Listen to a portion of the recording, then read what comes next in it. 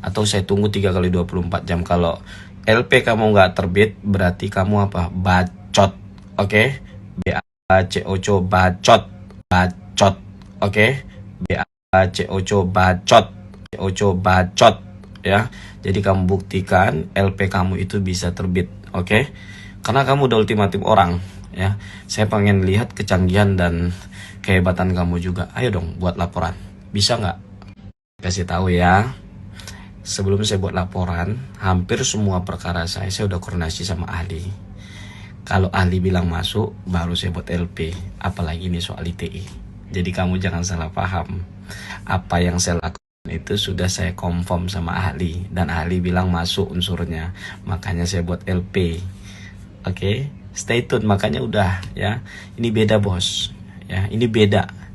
Ini soal harga diri dan ini saya gitu loh yang jadi korbannya. Tentu klien saya aja saya maksimalkan semua sampai naik penyidikan, apalagi saya bos ya. Insya Allah mudah-mudahan tidak mendahului putusan penyidik ya. Namun insya Allah saya akan maksimalkan semuanya ya. Saya jalani prosesnya. Mudah-mudahan saya dan 2 orang saksi segera diperiksa ya. Dan kemudian Assalamualaikum warahmatullahi wabarakatuh. Saya baru melihat video pernyataan pengacara PD yang bicara tentang kejeniusan dan intelektualitas. Halo Sobat Fakta Bang Pin, ketemu lagi dengan Bang Pin yang terus mengabarkan fakta viral seputar selebritas tanah air yang terus saja bikin berita. Dan dengan berita mereka tetap eksis di ranah media. Makin seru guys. Mirwansah MSH membuktikan ucapannya akan terus mengejar sampai titik darah penghabisan Paulina Hutaharuk yang kini diwakili oleh pengacaranya Firdaus Owiwobo.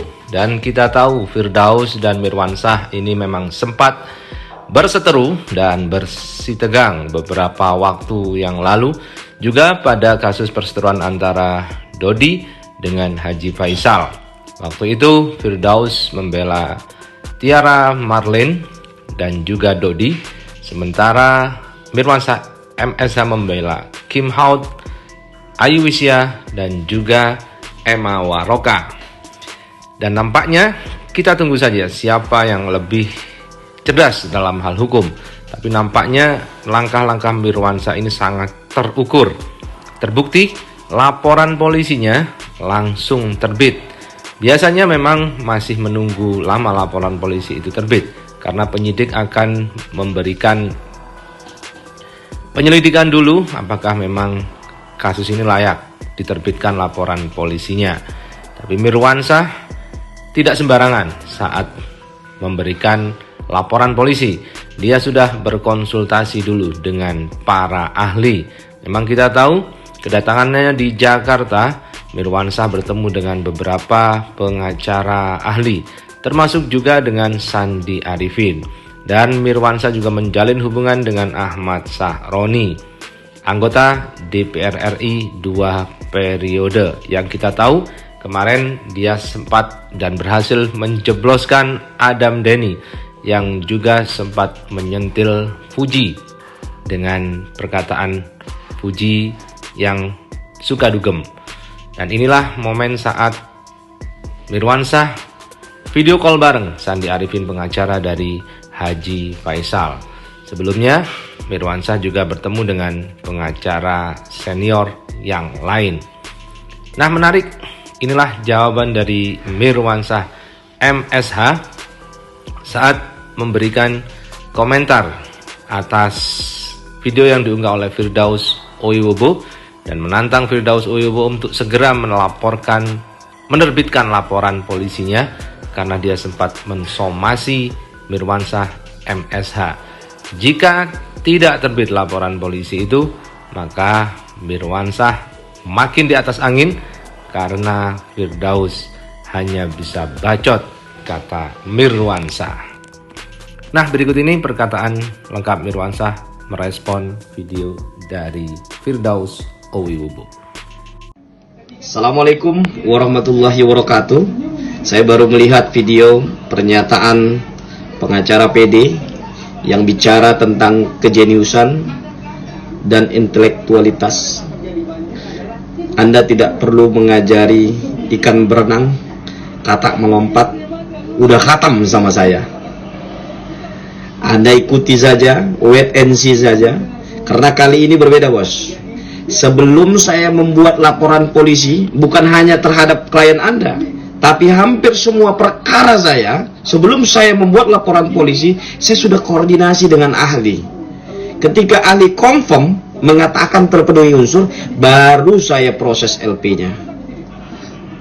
Sehingga, apa yang saya lakukan hari ini, sudah melalui proses pertimbangan yang sangat matang. Sehingga, saya berharap, agar kemudian proses penyelidikan bisa dilakukan secepat mungkin, sehingga saya bisa segera diambil keterangannya. Begitupun dengan saksi-saksi, 2 orang saksi. Setelah itu PD sebagai terlapor, dan kemudian pemeriksaan ahli, dan kemudian gelar perkara. Disitulah konstelasi yang sebenarnya. Dan mudah-mudahan insya Allah ya, ikhtiar ini untuk menyelamatkan harkat dan martabat saya, harga diri saya sebagai advokat.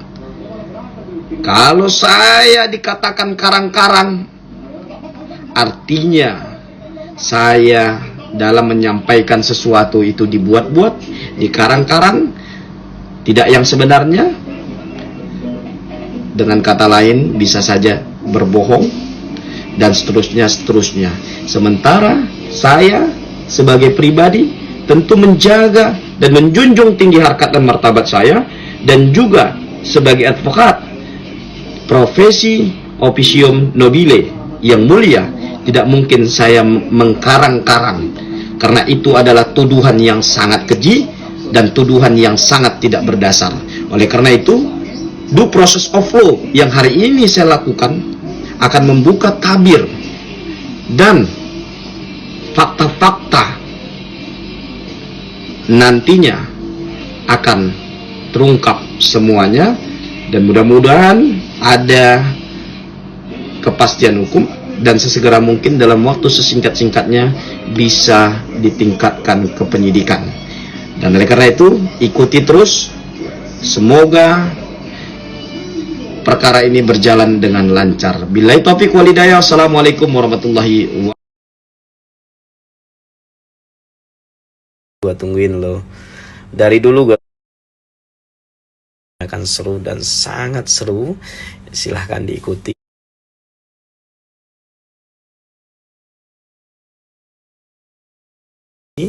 Dan pegangan yang kuat, pegangan yang kencang ya.